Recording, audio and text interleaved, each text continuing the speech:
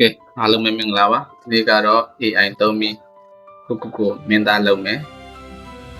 ကိုမင်းသားလုပ်ပြီးဗီဒီယိုလုပ်မယ်အဲ့လိုကိုမင်းသားလုပ်ဗီဒီယိုလုပ်မယ်တီဗီကြော်ညာတွေလုပ်လို့ရတယ်တချင်းတွေမှာကိုရုပ်ကိုထည့်လို့ရတယ်ရုပ်ချောင်းနဲ့စမ်းကြည့်ပေါ့အဲ့လိုလုပ်လို့ရတဲ့ tutorial လေးပြောပြမှာဖြစ်ပါတယ်တရှိကျွန်တော်ပြတဲ့ဗီဒီယိုလေးကတော့ကျွန်တော်မျက်နှာနဲ့ကျွန်တော်မင်းသားလုပ်ပြီးတော့ propose လုပ်တဲ့ဗီဒီယိုလေးပေါ့ဗျာအဲ့ဒါဆိုရင်အဲ့ဒီဗီဒီယိုလေးကိုဘယ်လိုဖန်တီးခဲ့ရလဲဆိုတာနဲ့ပတ်သက်ပြီးတော့ကျွန်တော်ပြန်လုပ်ပြမယ်အဲ့တော့နော်ပုံစံလေးပြန်လုပ်ပြမှာပေါ့ကျွန်တော်တို့ Google Flow ကနေလုပ်ပြမှာဖြစ်ပါတယ်โอเคအဲ့ဆိုရင်ဒီမှာတော့ဘာလို့အရင်ဆုံးလုပ်တာကတော့ prompt လုပ်တာပေါ့နော် prompt ဆိုတော့ကျွန်တော်အဲ့ idea လေးဘယ်လိုစဉ်းစားဖြစ်ခဲ့လဲဆိုတာကျွန်တော်လုပ်ခဲ့တဲ့ prompt လေးတွေပြန်ပြမှာပေါ့နော်ဒါကို ChatGPT မှာတက်လုပ်ရတာဖြစ်ပါတယ်။ဒါ ChatGPT မှာကျွန်တော် content တွေစဉ်းစားလို့မရတော့ဘူးဆိုလို့ရှိရင်ကျွန်တော်အများအားအကူအညီတောင်းတတာကျွန်တော်ဒီဥစ္စာမှာ ChatGPT ကဒီ project မှာကျွန်တော်ကဒီမှာကျွန်တော်ရဲ့ advisor ဆို AI creative advisor စီပေးရတယ်။ဒီမှာအဲ့ချန်လုပ်နေလေးတွေမသိဘူးဆိုရင်တော့ comment မှာပြောပါပေးကျွန်တော်နောက်ချန်လုပ်တဲ့ video လေး short video လေးပဲလုပ်ရုံပါပဲကြားရတော့မှအဲ့လိုပြန်လုပ်ပြမယ်ကိုခိုင်းကျင်တဲ့ဟာပေါ့နော်သူ့ကိုက YouTube တက်မနေအလှရေးလုပ်နေတယ်သူ့ခိုင်းမယ်ဆိုလို့ရှိရင် YouTube တက်မနေတည်တတ်သူ့ကို project လုပ်တာပြီးလို့ရှိရင်သူ့ကိုအဲ့ဒါတွေခိုင်းပါနော်music video တက်မနေဆိုရင်ဒါသူဒီသူ့ရဲ့ခေါင်းစဉ်အောင်မှာပြန်ပြီးခွဲသွားတဲ့ခေါင်းစဉ်တွေရှိတယ်ဒါမှမဟုတ်ကျွန်တော်လုပ်တာတဲ့ဟာတွေပေါ့နော်ဒီပုံစံလုပ်ပြီးတော့သူပြန်ခွဲသွားတယ်နောက်ပြီးကျွန်တော်နောက်ထပ် channel တစ်ခုမှာ storytelling ဗီဒီယိုတွေလုပ်တယ်အဲ့တော့အဲ့ဒီမှာလဲကျွန်တော်လိုချင်တဲ့ဗီဒီယိုလေးတွေကိုကျွန်တော်ခေါင်းစဉ်ပေးပြီးတော့သူနဲ့ဘယ်လိုပုံစံလေးလုပ်မယ်ဆိုတော့သူခိုင်းတာပေါ့နော်အဲ့တော့ဒါ AI creative advisor ပေါ့ဒါဆိုရင်ကျွန်တော်စိတ်ကူးထဲမှာရှိတဲ့ဟာတွေတချင်းတွေပါတယ်ဆိုရင်သူ့ကျွန်တော်မေးတယ်မေးပြီးငါဒါလုပ်ချင်တယ်ဘယ်လိုသဘောရလဲဘာလုပ်တင်လဲဆိုတော့အကြံဉာဏ်ပေးတယ်ဟုတ်တယ်အခုထားပါတော့အခုဒီဗီဒီယိုအကြံဉာဏ်ရပါတဲ့ခါကျတော့ဒီမှာကျွန်တော်ပထမဆုံးကျွန်တော်စဉ်းစားရင်ငါဘယ်လိုလုပ်ရင်ကောင်းမလဲဗီဒီယိုတစ်ခုကငါပြောတာမင်းအကြံကြီးပေးကြည့်ပါလား AI ဗီဒီယိုလုပ်မယ်ခင်ဝင်းဝအောင်ငါက propose လုပ်မယ်အောင်ရဲလင်းငါ့ကိုပြဿနာရှာမယ်ငါနဲ့အောင်ရဲလင်းနဲ့ထိုးမယ်ပြီးရင်ခင်ဝင်းလာငါ့ကိုပြုစုပြီးတနာမယ်အဲ့လိုမျိုးဆိုရင်လူကြိုက်လူမြင်ကြိုက်နိုင်မလားဘောနော်အဲ့လိုမျိုးတော့ idea ကောင်းတယ်ဒါပေမဲ့အဲ့ခင်ဝင်းဝါတို့အောင်ရဲလင်းတို့ကိုကြတော့သူတို့ရဲ့ရုပ်ကိုတော့ရင် copyright ညှိနိုင်တယ်ဘောနော် copyright ညှိနိုင် YouTube algorithm ကလည်း separate လုပ်နိုင်တယ်ဆိုတော့ဒါဆိုရင်ခင်ဝင်းဝါတို့အောင်ရဲလင်းတော့သုံးလို့မရဘူးပေါ့မရတော့ရတာနဲ့လုံးမှာပေါ့နော်မရတယ်လုံးမှာရတယ်ခင်ဗျားတို့အရင်ကမကားနဲ့လည်းပြန်ပြန်ငါတို့ထပ်ပူချောတာပေါ့အဲ့နဲ့ဆမ်းမယ်ဆိုပြီးတော့ချရအဲ့နဲ့ကျွန်တော်တို့ပြောလိုက်တော့သူကပြောမဲ့စာသားတွေပါသူကထည့်တာစာသားတွေပါထည့်မဲ့ဆိုလို့ရှိရင်ညဘလူးမှာစာသားတွေကထည့်လို့မရဘူးထည့်လို့ရတယ်ဒါပေမဲ့လို့ဒီကတော့ credit card ကြီးနေတာပေါ့နော်သူကမှားတယ်များတယ်အတန်မတူတာရှိတယ်နှစ်ခေါက်သုံးခေါက်ထုတ်ရတယ်အဲ့ဒါကျွန်တော်ကလည်းဟို short အတူလေးပဲကိုလည်းစမ်းကြည့်အောင်လေးပဲလုပ်ချင်တာဆိုတော့အဲ့နဲ့သူကစကားမပြောတဲ့ဗီဒီယိုကြီးပဲလုပ်မယ်နောက်ခံတီးလုပ်မယ်တဲ့မလားမအောင်ရလုံးကထိုးလို့လဲတော့ပြီးမှခင်ဗျင်းဟိုကလက်ဖက်တဲ့အချိန်မှာကိုရောမဖြစ်နိုင်ဘူးကို report တစ်ခေါက်မှာဆိုပြီးတော့မျက်လုံးနဲ့ဖြူပေါပိတ်သွားတဲ့ဆင်းလေးဆိုရင်ပြောရင်ဗျာစဉ်းစားတာအများတိုင်းဒီအတွေးရှိရမှာပဲလုပ်ရင်လည်းမှစဉ်းစားရင်လည်းမှလုပ်ရင်ပေါ့နော်အဲ့လိုဖြစ်သွားတာဒါတော့ဟုတ်ပြီအဲ့တော့မင်း idea ကိုဒါ version ပြန်က post လုပ်ပြီးပေါ့နော် okay လုပ်ပြီးပါတယ်အဲ့ဒါသူကဒီ scene မှာအမှ scene 5မှာဆိုလို့ရှိရင်ဘယ်နှစက္ကန့်ညမှာဘယ်လိုပုံစံဖြစ်သွားမလဲဆိုတော့ဒါသူက scene နဲ့ပြသူကကိုကမှဗီဒီယိုပြန်ဖြတ်တဲ့အခါဘယ်ခန်းဆိုရင်ဘယ်လောက်ကြာမလဲပေါ့သူစက္ကန့်လေးပြရတယ်သူစီစဉ်တိုင်းကိုကြည့်ပြီးလုပ်ရင်လည်းလာရတယ်နောက်မှကိုလုပ်ရင်လည်းမှကိုလုပ်တယ်လို့စီစဉ်လဲရတာပေါ့သူကတော့ဟိုအခြေခံအစအဆုံးအကုန်စီစဉ်ထားပေးတာပေါ့ကိုကအများကြီးတိနေစရာမလိုပဲလှုပ်ချင်စိတ်ရယ်စမ်းသပ်ချင်စိတ်ရယ်အဲ့စိတ်လေးရှိရင်စမ်းလုပ်ကြည့်တော့သူမှားလဲပါမဖြစ်ဘူး ပြန်ပြင်ပြင်လည်းတော့သူအဆင်ပြေသွားတာပါဗျဒီကAI တူးတွေအကြောင်းအခြေခံလောက်လေးနည်းနည်းနားလည်နေတယ်ဆိုလို့ရှိရင်နည်းနည်းသိတယ်ဆိုရင်လုပ်လို့ရပြီဒီဇက်လန်လေးအဆင်ပြေပြီးတော့ဟို photo print နဲ့ video print တောင်းမယ်ပြီးလို့ရှိရင်ဒီစက်ရုပ် power ပိတ်သွားတဲ့အခန်းလေးကျွန်တော် digital point လေးတွေဖြစ်သွားတဲ့ပုံစံလေးပေါ့နော်အဲ့လိုမျိုးလေးလုပ်ပေးပါဆိုပြီးတော့သူတောင်းဆိုလိုက်တယ်တောင်းဆိုလိုက်တော့ print နေကြလာပါပြီ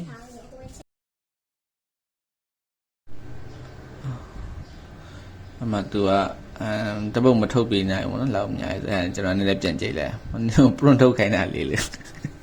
အဲ့လိုလေးကြိတ်လို့လည်းရပါတယ်စိတ်ဆိုလို့ရှိရင် AI လည်းဒေါ်လာထွက်လို့ရပါတယ်သူကတော့ဒေါ်လာပြန်မထွက်ပါဘူးโอเค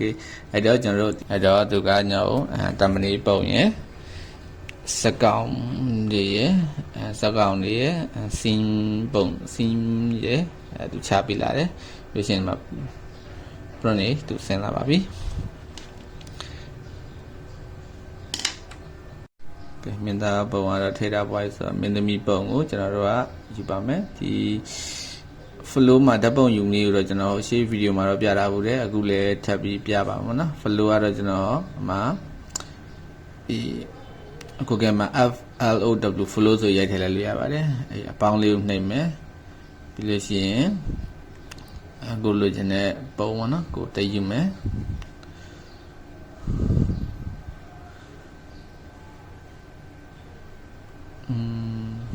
โอเคကျွန်တော်အိမ်သူတတ်ထားပုံဖြစ်ပါတယ်ကဲမင်းသမီးရပြီမင်းသားပုံယူပါမယ်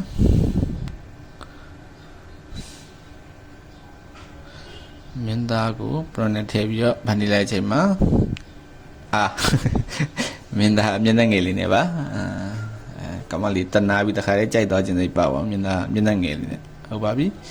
ကဲမင်းသားပုံရပြီအပြင်မင်းသမီးပုံထည့်ယူမယ်မီပုံစင်တူမှာ print ယူမယ်control C control V okay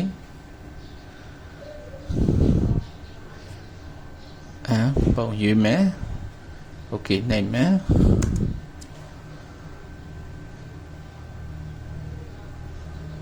okay ဟုတ်ပါပြီ okay မင်းသမီးပုံရပါပြီကဲမင်းသားရပြီမင်းသမီးရပြီအဲ့တော့ fillet လုပ်ပါပြီ fillet က prompt ပြန်သွားမယ်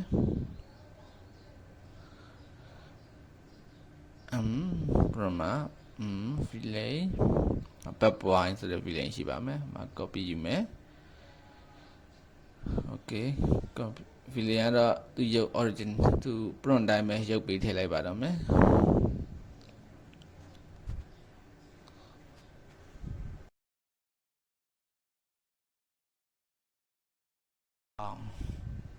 ဗီလင်ကကိုထက်ချောနေတော့အခါဟုတ်ပါပြီဗီလင်ရပြီမင်းသားရပြီမင်းသမီးရပြီအဲ့တော့ဇက်လန်စားလေးရပါပြီအဲ့တော့မင်းသားကိုနည်းနည်းဇက်နာအောင်မင်းသားကိုပို့တနာအောင်ကဲဗီလင်ကိုမင်းသားကိုထိုးခိုင်းပါတော့မယ်ကဲထိုးမဲ့လူရင်လားပြီးရင်အထိုးခံမဲ့လူဟုတ်ပြီโอเคကဲမင်းသားလည်းမင်းသားကိုထိုးပါတော့မယ်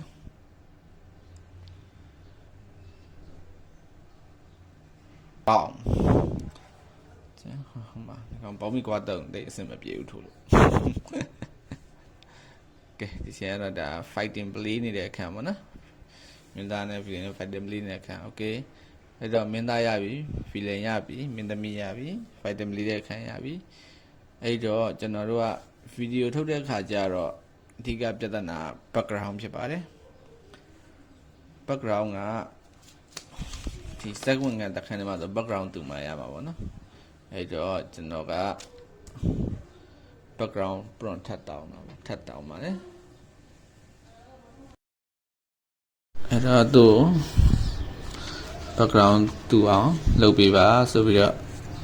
တောင်းလိုက်တော့သူက background print ကြာလာမယ်နောက်ပြီး video print ထပ်ပေးမယ်အဲ့တော့ကျွန်တော်တို့ကဒီ ဇဝင်ကစင်တက်စင်းစီရဲ့ prompt ရဲ့ background prompt ရဲ့ကိုတွဲပြီးတော့ရေးရပါမယ်အဲ့ဒါမှဒီဇက်လန်တစ်ခုလုံးရဲ့ background ကတပုံစံနဲ့ဖြစ်နေမှာပေါ့နော်အဲ့တော့ဟုတ်ပြီဒီ background တော့ဒီတစ်ခုဆိုင်ကြည့်မှာပေါ့နော်ရမန် prompt ကိုထည့်မယ် background prompt တွဲထည့်လိုက်မယ်တွဲထည့်ပြီးရင်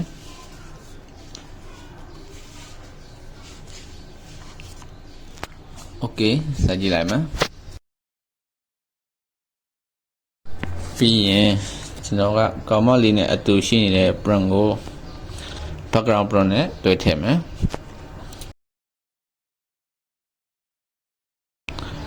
ဟုတ်ပြီဒီ prompt နဲ့ background prompt နဲ့တွဲထည့်လိုက်မယ်ဒီမှာမင်းသားမင်းသမီးဟုတ်ပြီ Okayအခုပန်းချက်နဲ့မှာနှစ်ယောက်စုံသွားပြီဒါပြီးရင်မင်းသားကိုပန်းချက်နဲ့မှာထိုးတဲ့အခန်းထည့်ရမယ်ဟုတ်ပြီအဲ့ဒီတော့ print ယူမယ်ပြီးလို့ရှိရင်ငါအရင်ဆုံးထိုးမဲ့သူရဲ့နောက်ပြီးရင်ပန်းချက် background ဆိုတော့မင်းသားမင်းသမီးအတွဲရဲ့ပန်းချက်မှာရှိတဲ့မင်းသားမင်းအတွဲရဲ့ Okay ရပါပြီဟုတ်ကဲ့ generate လုပ်ပါပြီ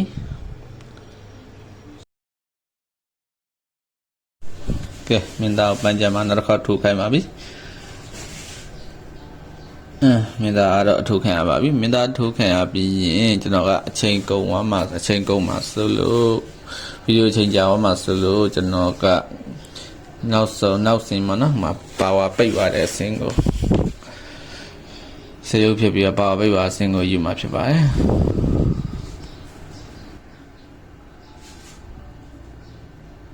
အဲ့တော့ prompt ယူမယ် prompt ကိုယူပြီးရင်တော့မယ် background ထည့်မယ်ဒီပုံမယ်နှစ်ယောက်တူတူရှိတဲ့ပုံဆိုတော့ထည့်ကြည့်လိုက်မယ်နော်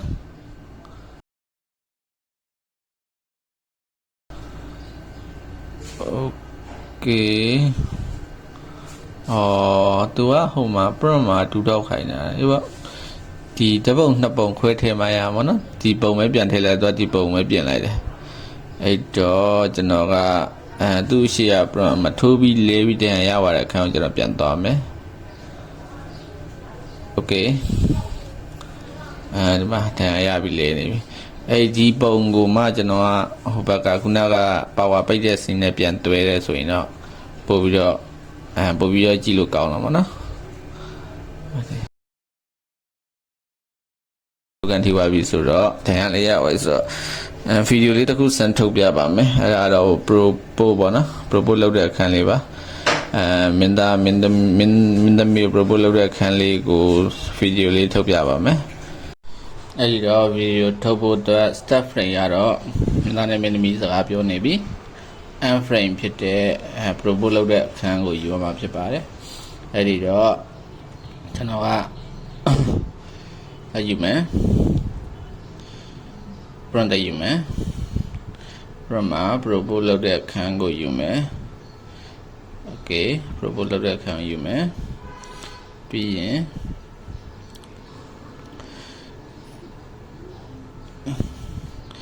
မင်းသားမင်းသမီးမင်းနဲ့ကျန်တဲ့ရှိတဲ့ပုံကိုယူမယ်အခန်းကိုယူမယ်ဟုတ်ပြီ generate လုပ်လိုက်ပါပြီ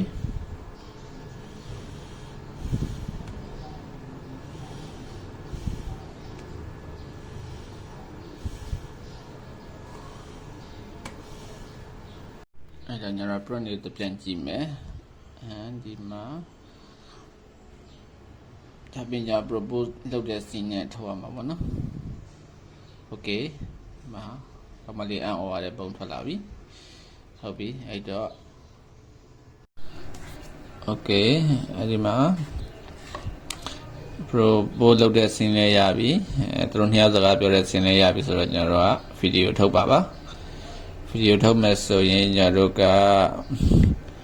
အောက်ကဗီဒီယိုထုတ်တဲ့နေရာမှာ photo နေရာမှာဗီဒီယိုပြောင်းရွေးရပါမယ်ဒီနေရာမှာဗီဒီယိုပြောင်းရွေးမယ်ပြီးလို့ရှိရင်ဒီဘက်မှာစကားပြောနေတဲ့ပုံလေးရယ်ဟိုဘက်မှာ ပန်းစည်းလေးရပါလို့အံ့ဩရတဲ့ပုံလေးရယ်step frame ကစကားပြောတဲ့အခါ end frame ကပန်းစည်းရိုက်ပြောရတဲ့အခါ okay ပြီးလို့ရှိရင်ကျွန်တော်တို့ဟိုဘက်က prompt မှာပေးရတဲ့စီမှာကျွန်တော်ဒီ propose စင်က prompt ကိုယူမယ်ထည့်မယ်ထည့်ပြီးရင်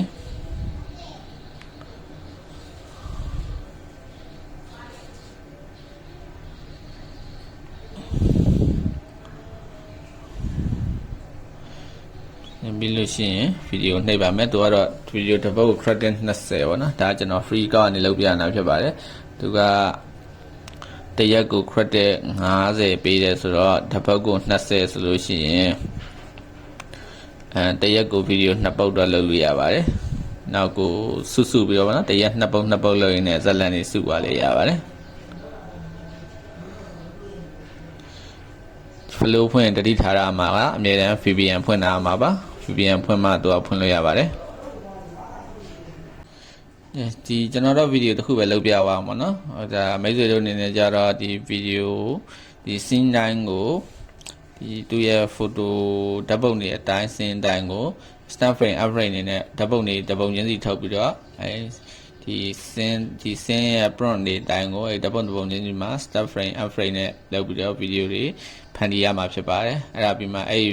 scene တွေဆက်လိုက်မယ်ဆိုလို့ရှိရင်ဒါခုနကကျွန်တော်လုပ်ပြသွားတဲ့ဆက်လန်တို့လေးတစ်ခုဖြစ်သွားမှာပေါ့နော်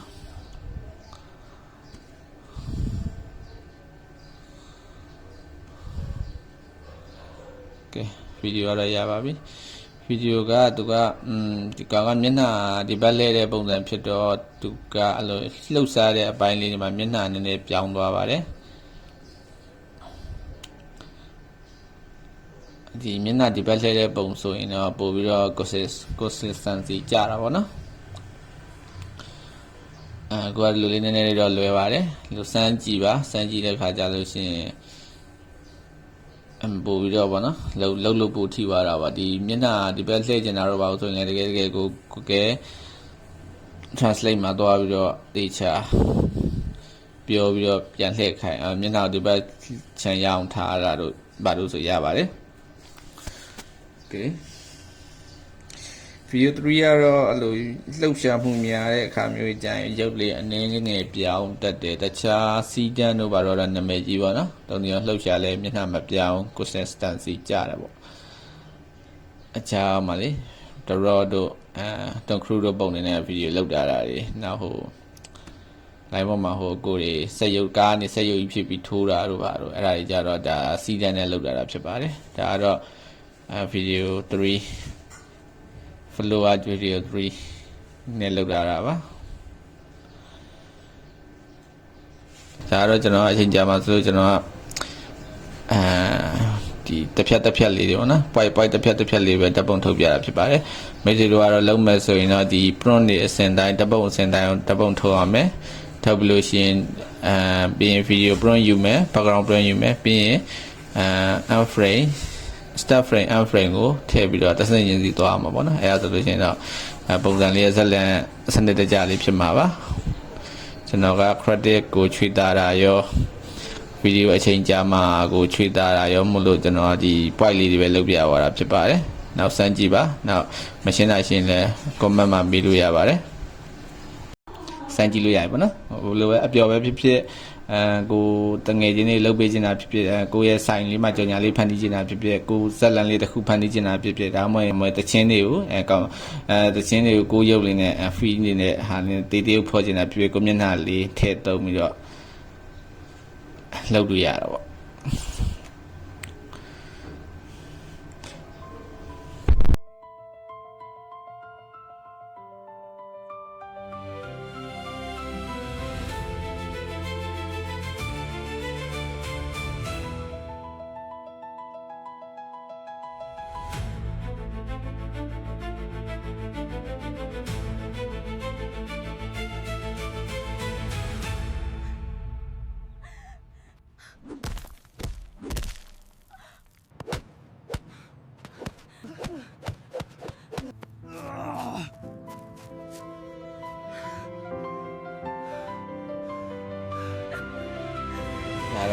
ပတ်စံလည်းအဲ့လောက်မကုန်ဘူးသူက pro account ဆိုရင်ဒါတော့ free နဲ့လို့တော့ pro account ဆိုလို့ရှိရင်18လကို8000ငွေ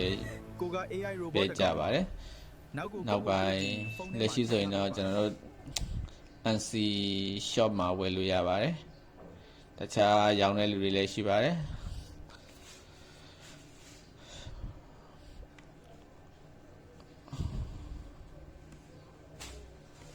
โอเคအားလုံးကိုကျေးဇူးတင်ပါတယ်ဒီဗီဒီယိုလေးလုပ်ပြတာတော့ဒီဆိုအခြေခံတဘောတရားကိုတဘောပေါက်သွားပြီထင်ပါတယ်တကယ်လို့နားမလည်တာမရှင်းတာရှိရင် comment box မှာမေးသွားနိုင်ပါတယ်ဒါကတော့ကျွန်တော်အချိန်ကုန်လဲတက်တာအောင်သိစိတ်တချို့အပိုင်းလေးတွေပြသွားပြီတချို့အပိုင်းလေးတွေလည်းရှို့သွားတာဖြစ်ပါတယ်